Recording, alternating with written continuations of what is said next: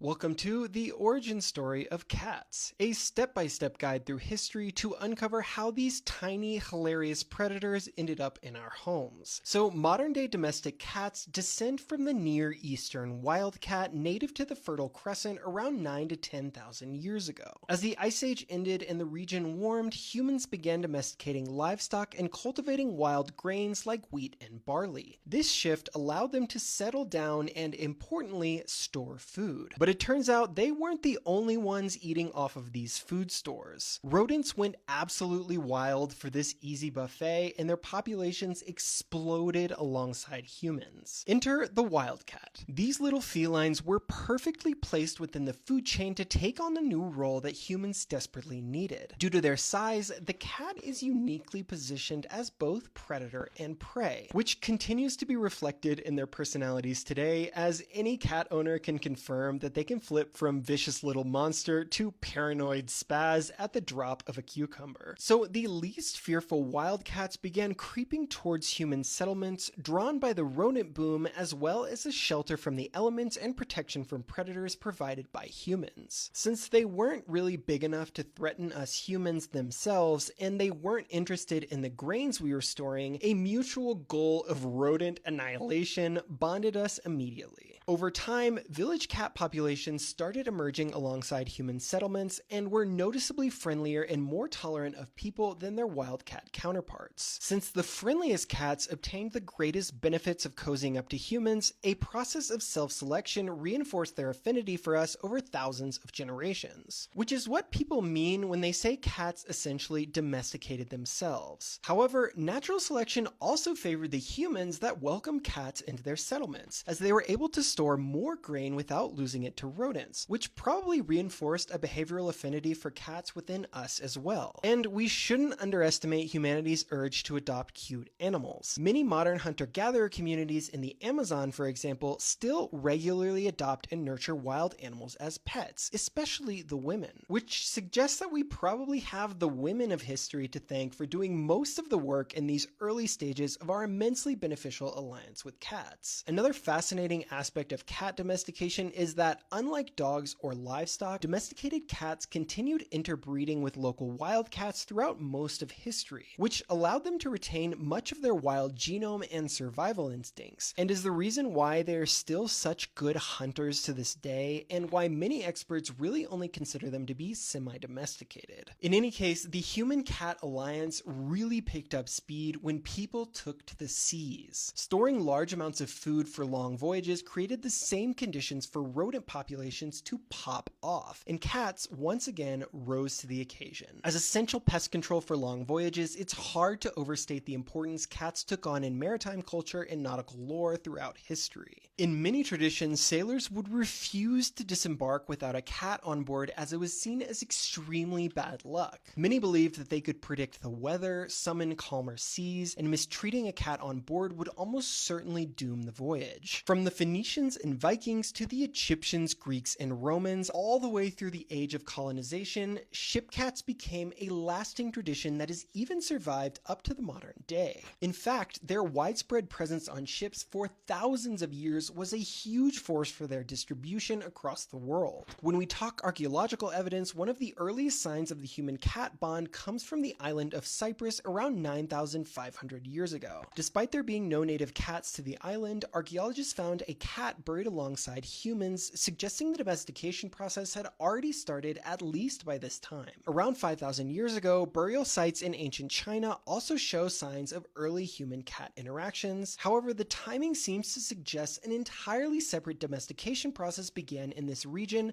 possibly with the local leopard cat. But if this or other domestication events were initiated around the world, these populations eventually died off or were displaced, because genetic evidence does suggest that the domestic cats of today all do stem from the Near Eastern wildcat from the Fertile Crescent. Once we hit the Bronze Age, cats really start getting interesting, and no one did cats quite like the Egyptians, who can really be credited with one of the cat's most dramatic upgrades towards full-blown pet. They integrated them into mythology, household, tombs, and art.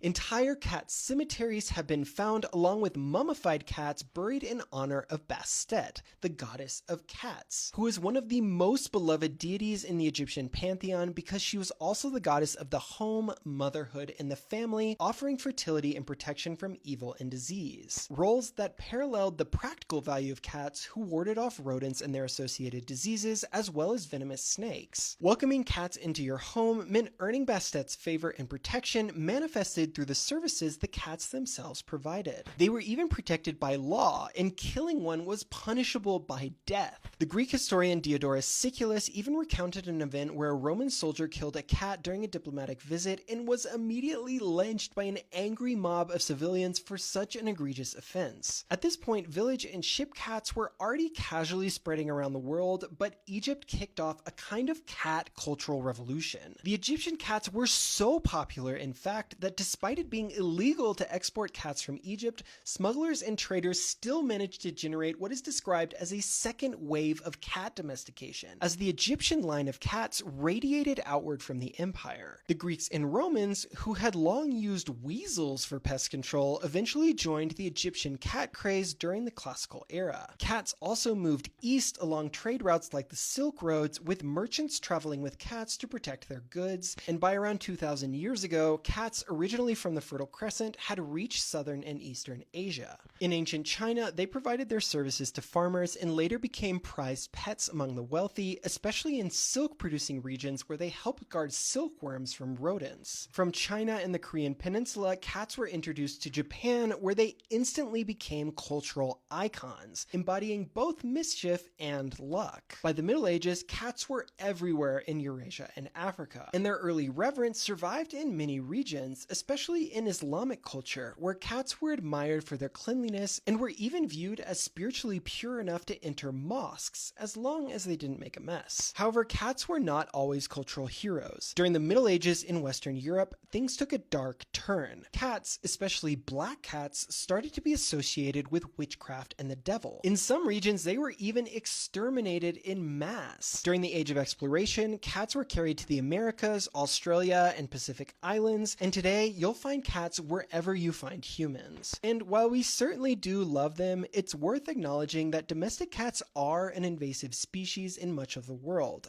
especially on islands and in sensitive ecosystems, and we should collectively take measures to prevent our cats from wreaking havoc on native wildlife wherever we may be. And finally, one of the most unique aspects of cat domestication is that for most of history, humans didn't really put much effort into modifying them like we did with other domestic species. We were pretty content with their rodent catching skills and delightful company. Unlike dogs, we didn't push them into working breeds, and while there were some local adaptations like thicker coats in cold climates, most cats throughout history looked pretty similar. The tabby pattern, for example, named after a type of silk from the Atabi district in Baghdad, likely stems from random mutations that modified wildcat stripes into spots, swirls, and blotches and ended up being aesthetically pleasing to humans. Other common colors and patterns like solid black, bright orange, piebald, and calico also emerged along the way, as they are not seen in wildcats. There might have been a certain degree of selective breeding for these types of aesthetics, but the extent to which this was actively pursued is unclear. Most cats on Earth today are randomly bred with mixed lineage. However, we have seen the emergence of formal cat breeds in the last few hundred years, again, mainly for aesthetics and not function.